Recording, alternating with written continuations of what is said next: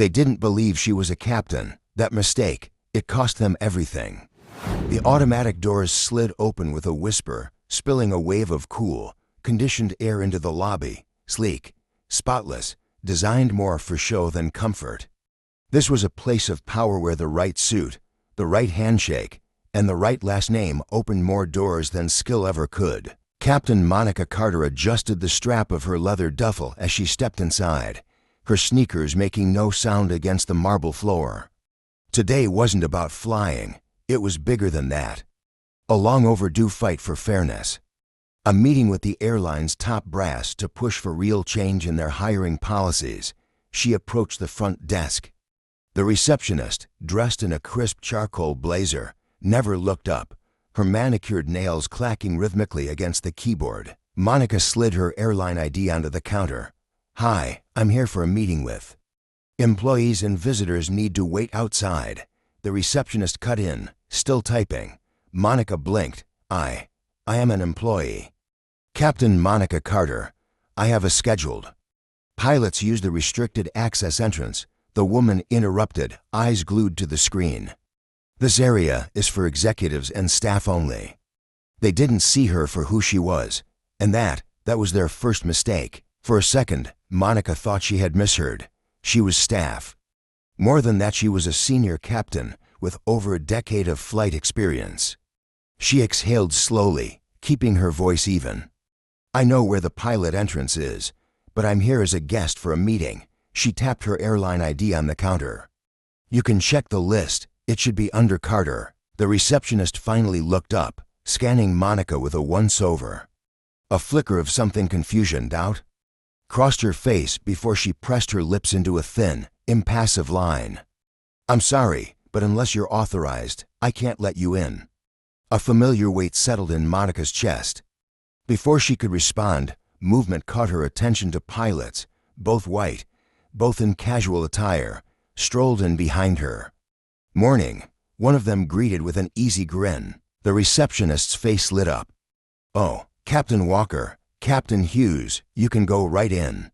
She waved them through without so much as a glance at a list. Monica watched them disappear down the hallway before turning back, her voice steady but firm. "I just saw you let them in without checking anything. Why am I being asked to wait outside?" The receptionist's smile stiffened.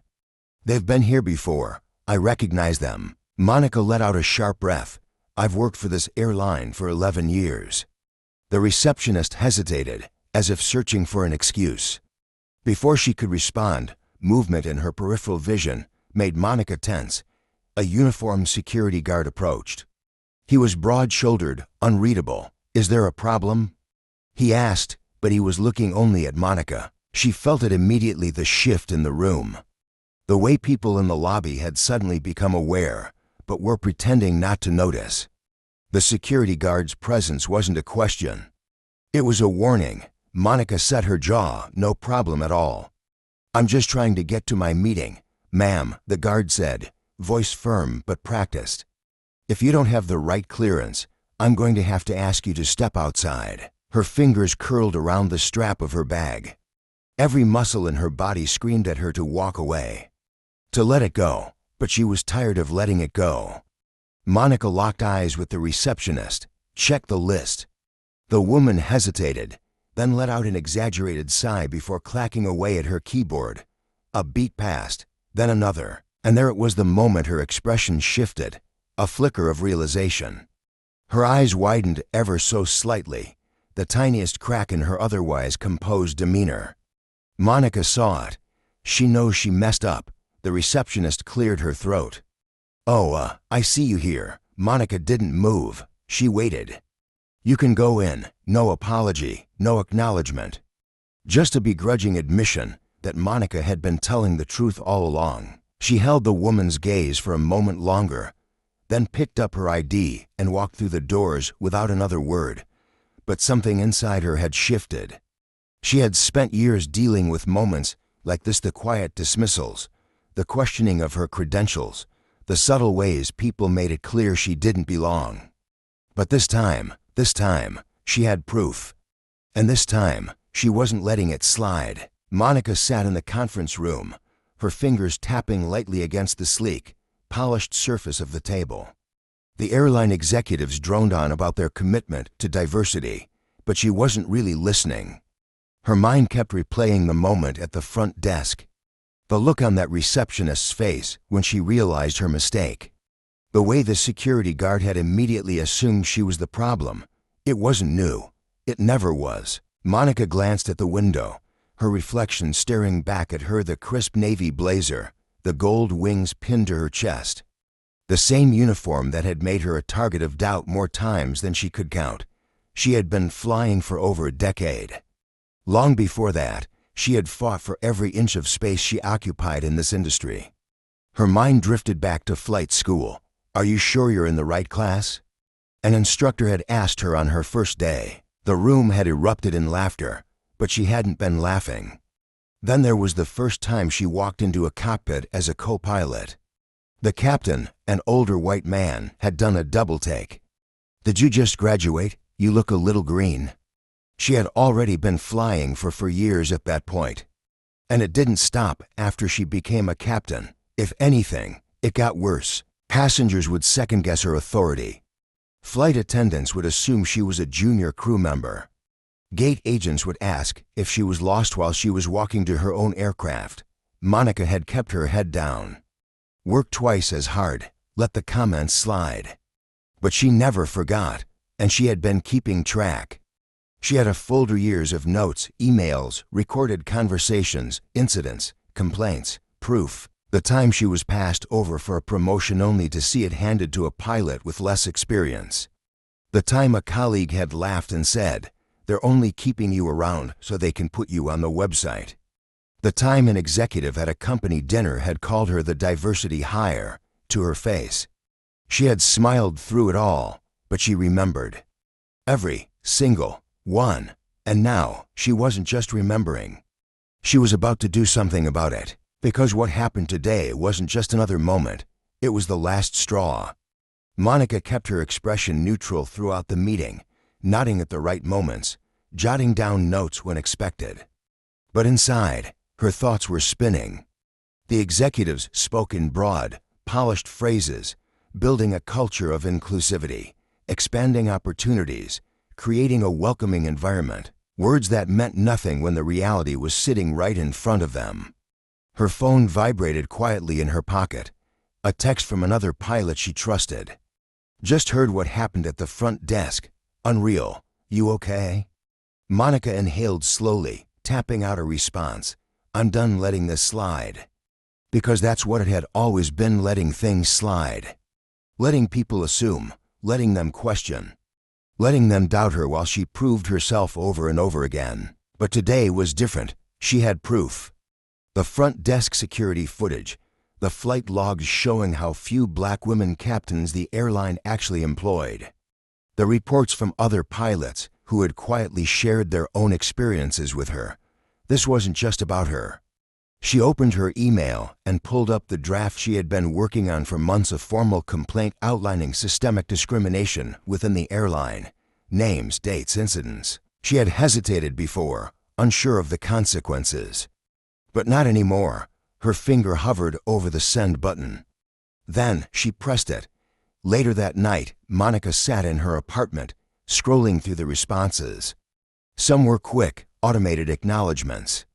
Others were immediate attempts to dismiss her concerns. "We take all allegations seriously, but we regret that you feel this way. If you'd like to discuss this privately." They weren't taking her seriously. She stared at the emails, her jaw tightening. They thought this would just disappear.